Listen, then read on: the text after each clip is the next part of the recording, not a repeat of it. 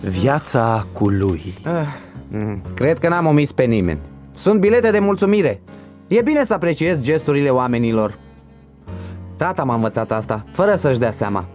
Mereu ofta și se plângea de toate. Făcea o tragedie din orice, chiar din mersul la băcănie. Conducea căruciorul ca pe o mașină. Păza, la o parte, hei! Mi-ai tăiat calea.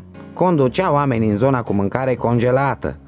La băcănie cumpăra desigur și mâncare, dar nu era pentru noi. Iar eu nu pricepeam. Apoi, în drum, tata lăsa cumpărăturile în fața casei unui vecin, cel care rămăsese fără slujbă. Asta făcea.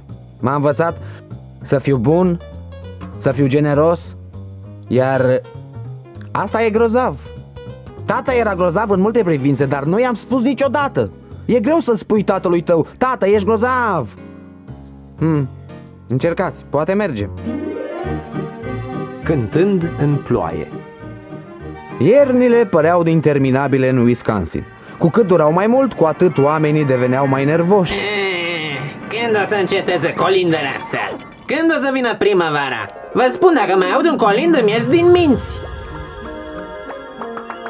Când în sfârșit primăvara sosea, nerăbdarea se transforma în ostilitate. Era perioada disputelor anuale între vecini. În ce lume crudă trăim? Conflictele se iscau din orice. Un ziar livrat la adresa nepotrivită, o mașină de tuns iarba stricată sau chiar apariția unor vecini noi. Familia Jensen s-a mutat în casa vecină într-o joi. Duminica următoare, toți vecinii înarmați cu ton, salată de castraveți și cu budinci defilau prin curtea noastră. Petrecerile spontane erau pasiunea mamei. Orice eveniment din cartier îi oferea o astfel de ocazie. Mamă, pot să mă opresc? Mai curăță, Tommy. Cartofii dulci nu prisosesc niciodată. Prin intermediul ferestrei, mama obținea informații precise despre vecini. Uite că a venit și familia Powell. Sunt foarte bogați. Deși au mulțime de bani, n-au adus decât un jeleu. Dar nu-i nimic. Nu-i nimic. Mama, doamna Wilson la telefon te întreabă ce să aducă. Sunt săraci lipiți, faliți, disperați. Nu e nevoie să aducă nimic. Spune-le să vină doar. Soții Barker, bunica lor locuiește cu ei, are 102 ani. I-am împărtășit lui Scott Jensen secretele mele despre vecini. Uite, compacul ăsta e ideal dacă vrei să-i spionezi pe Anderson. Între timp, în curte, tata își demonstra talentele de gazdă. Deci, Jensen, ești patolog, așa-i? Ce e aia? Ești șerpaș? Cauți cărări prin păduri? De fapt, patologia se ocupă cu studiul cadavrelor. Ce? Studiezi mortăciuni cumva? Într-o exprimare mai crudă, ai dreptate. Ai grijă o clipă de astea? Sigur. Ei, sper că n-ai venit direct de la serviciu. Nu. Pentru că nu vreau să înveși suc de patolog pe burgeri.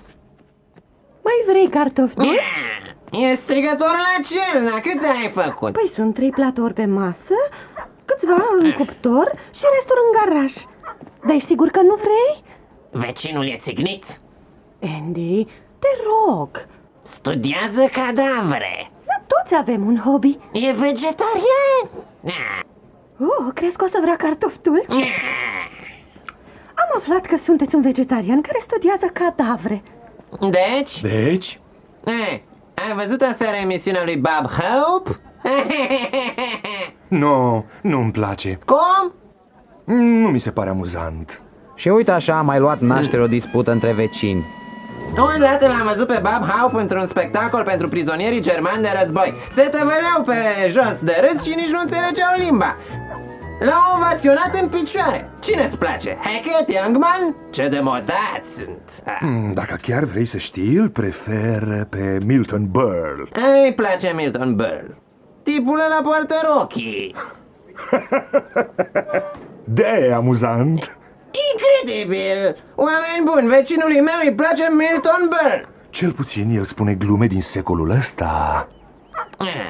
Glumele lui Bob Hope nu sunt învechite, sunt glume bune, americane. Bancuri pe care nu le face fâțându-se într-o rochie și pe tocuri. Ar trebui să-ți iei... Tată, pot lua burger? Cum îl preferi, Scott? Ars sau crocant? Bună idee. Hai să ne așezăm la masă cu toții. Hei tu, Burl! Regret să te deranjez, dar câinele tău îmi distruge peluza. Snickers își îngroapă oasele, domnule Anderson. În curtea mea? Nu voiam să deschid subiectul, dar parcela aceea de acolo mi-aparține, să știți. Ce tot spui? Cine tunde iarba? Cine o curăță? Cine face manicura? Păi eu. Cine te-a întrebat? Am văzut schița când am cumpărat casa. Dovedește clar că proprietatea mea se întinde până la pomul de acolo. Da? Andy, dragă, s-a făcut cam târziu. Mă ocup eu, inimioară. Ascultă-mă, hoț de pământuri. Ai de-a face cu un veteran decorat în război. Se pare că tunurile ți-au afectat auzul. Ascultă-mă bine. Acela e pământul meu. Ba e pământul meu, ba e pământul tău. Doar pentru că rimează, nu înseamnă că e și adevărat. Ești iremediabil, Anderson, irecuperabil. Ploaia a refuzat să se oprească. Era tot mai puternică și disputa la fel. Salut, lui! Nu coaliza cu inamicul. Dar, tată... Privește, ticănosul de Jensen își mută casa mai aproape. O să fiu cu ochii pe el. Așa e, tată. Sunt sigur că se trezește în miez de noapte, se furișează afară, sapă fundația și împinge casa spre noi cu 20 de centimetri. Până la Crăciun vor fi lipite. E posibil, lui? Unde pleci, tată? La magazinul de articole feroase. E timpul să organizez defensiva. Nimic nu era mai rău decât să mergi la școală într-o zi ploioasă.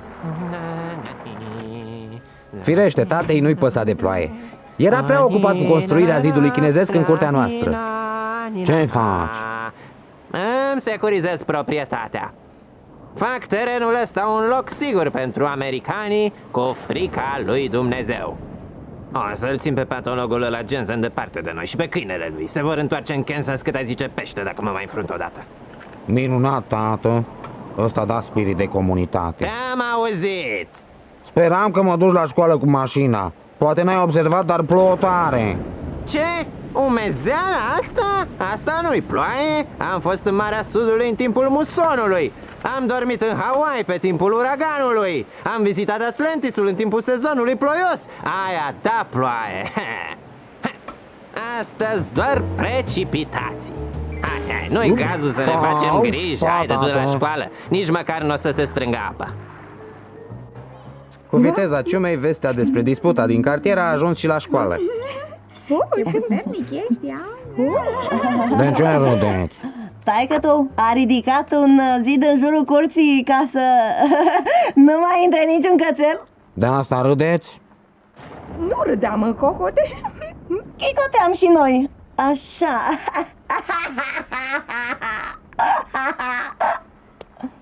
Știi? Tata n-ar fi ridicat zidul dacă javra ta nătângă nu ne-ar fi distrus peluza. Tata zice că e proprietatea noastră. Atunci e la fel de prost ca și câinele. Câinele meu e mai deștept decât familia ta. Ai mei sunt mai deștepți decât câinele tău. I-ai zis-o lui? Exact. Cotonocește lui. Atențiune, copii, din pricina inundațiilor, cursurile se anulează pentru restul zilei. Vă rugăm să evacuați în Urma ordine să apăr clădirea. onoarea familiei mele într-o altă zi. Din cauza ploilor, râul se umflase și inundase întreg orașul. A fost declarată stare de urgență.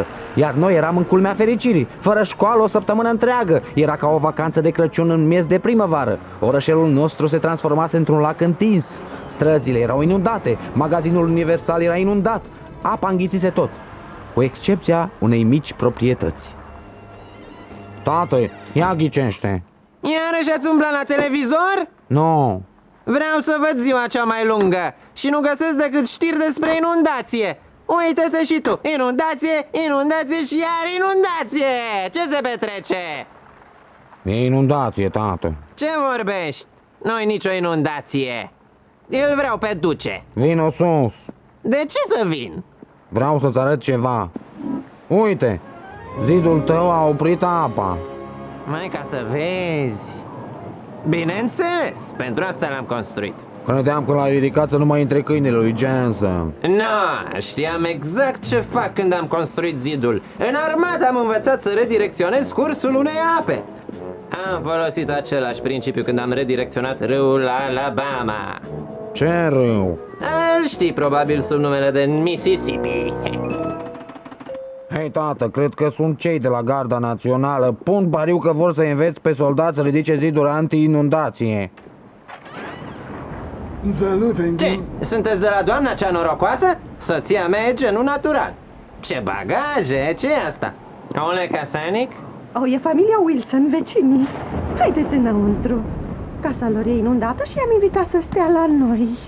Dar cine sunt eu, Noe? Ha? Bine, hai intrați. Oh, mulțumim!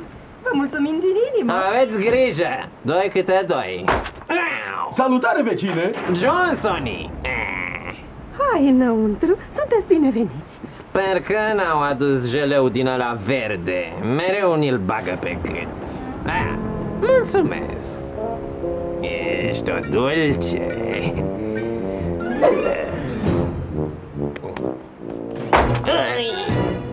Oh, jeleu!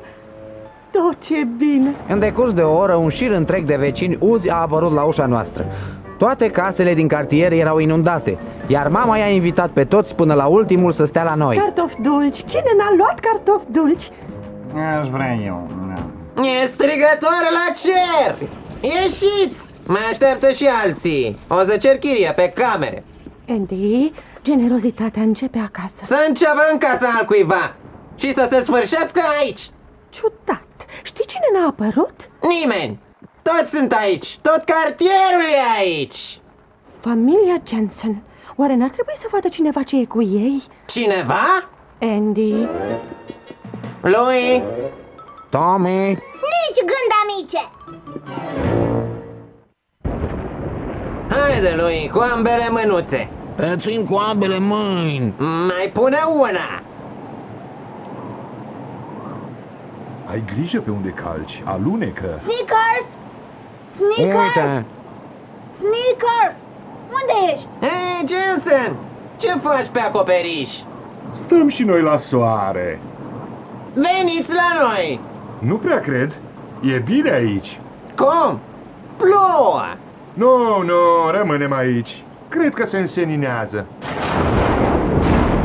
E strigător la cer, Jensen. Nu se înseninează, e potop, n-ai citit Biblia? A? Mai întâi a fost pământul, apoi apa.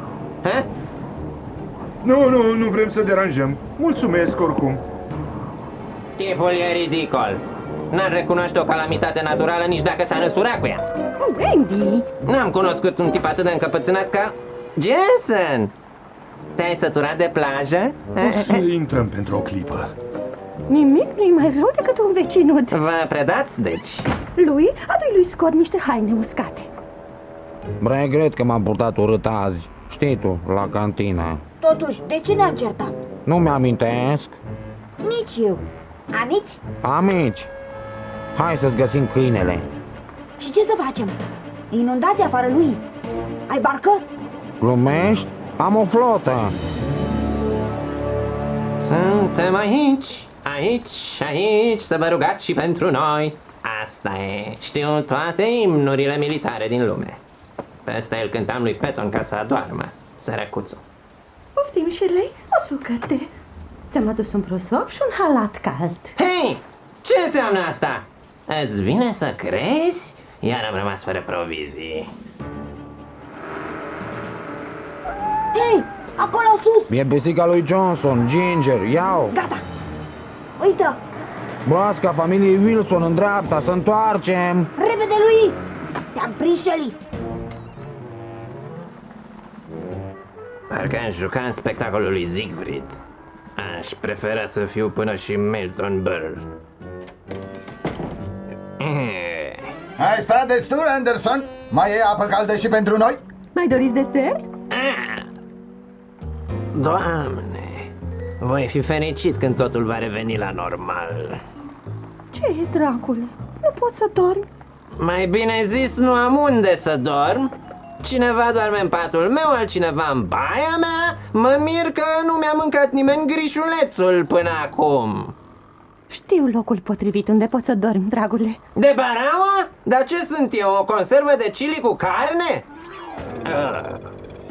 Snickers! Snickers! Hei, broscuțu, capul jos, nu văd nimic. Uite-l! Vino aici, Snickers! Te-ai pălăcit destul, nu?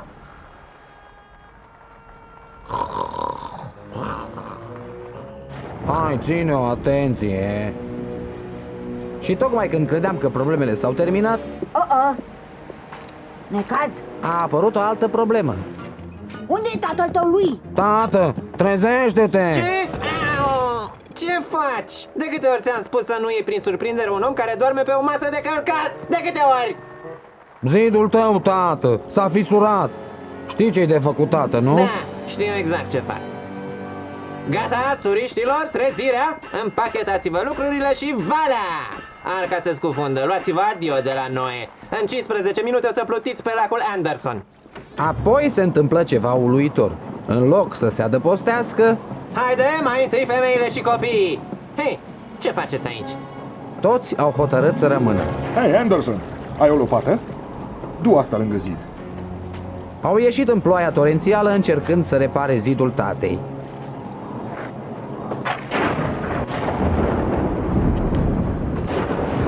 Repede, se dărâmă. Nu ține, tată.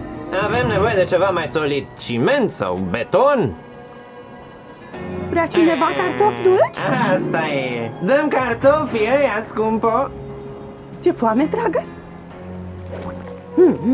Prea mult amidon o să strice? Merge! Ascultați, cartofii dulci sunt soluția. Ați auzit? Cartofii dulci de la dulcea mea soțioară. Lui, distribuie-i. Mai sunt, draga mea? Știu că mai ai tu. Păi, mai sunt câțiva, cred. Cei mai mulți sunt în pivniță. Îngrozitor! A fost o noapte lungă, dar a meritat efortul.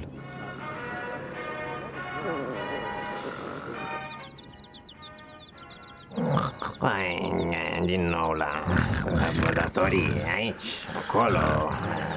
Ce? Lui, trezește-te! Ce? Ce vezi? Victorie lui! Victorie!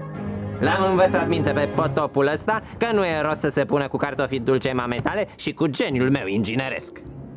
E grozav, tată. Pot să mă culc la loc? Nu e momentul să dormi, lui. Iată ce vreau să faci. Ia o mătură, câțiva bureți și o tonă de prosoape de hârtie și așteaptă-mă afară. Hai, repejor! Ce vrei să faci, tată? Să mă răzbun! Ați fost foarte amabil că ne-ați găzduit. Dar a fost o plăcere. Poate că la vară vor fi tornade și o să vă găzduim din nou. Mulțumiți și soțului dumneavoastră. Bine. Să mergem, draga mea. Ne așteaptă mizeria de acasă. Cu bine. Anderson, ce se întâmplă? Un mic dar în cinstea venirii tale în cartier, Jensen. Deși ești patolog, nu-ți port pică. Mulțumesc. Nicio problemă. Haide, lui, avem treabă. Casa lui Wilson e distrusă, deși stă la F4, ne e vecin. Omule, mulțumesc! Cu plăcere. Ne vedem mâine la școală. Stați, venim cu voi. Ce lucru ciudat! Dezastrele naturale pot distruge cartiere întregi, dar în același timp pot să-i unească pe oameni. Mai vrea cineva cartofi dulci? Firește că mereu vor exista conflicte fundamentale pe care nicio inundație nu le poate rezolva. Mă ucide! Asta înseamnă comedie, comedie adevărată! Haide, Jensen, știu că nu poartă rochie, dar e nostim! E amuzant rău de tot, Jensen, face toți banii, nu știi? Venea la noi și ne distra când eram triști și stoviți. Lucrurile astea nu se uită. Eram mânjit pe față cu noroi pentru camuflaj. Râdeam atât de tare încât noroiul crăpa. Așa de bun era. N-aș zice. Cum adică n-ai zice? Bob Hope e genial! Genial! Mie nu-mi spune absolut nimic. Ce? Ce știi tu? Voi, patologii, sunteți toți la fel, n-aveți simțul umorului. Ba, am simțul umorului. Ești criminal. Pentru tine un hoit e amuzant. Un tip întins pe o lespede, asta e nostim? Las că-ți arăt eu. Ce zici de Hope? El are comedia în sânge. Sper să nu mai fi prin preajmă când o să mor. Nu vreau să mă ciopărțești. Lui, reține, nu vreau să fie Jensen patologul meu. Să mă trimiteți la un veteran. Va ști el să-mi acopere rana de pe front.